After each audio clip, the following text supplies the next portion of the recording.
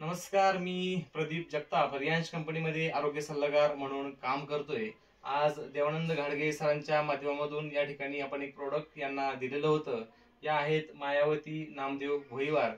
यांना जवळजवळ 11 वर्ष अपत्य प्राप्ती नव्हती, परंतु अतिशय मिरॅकल आणि अप्रतिम रिझल्ट आज आलेला आहे। यांना पावणे 2 महिन्यामध्ये त्यांनी काल तपासणी केली आणि त्यांना गर्भ राहिलेला आहे। त्या ठिकाणी त्या स्वतःच सांगतील की त्यांना काय रिझल्ट आला आपण जे प्रॉडक्ट दिलं त्याच्यावर। बोला।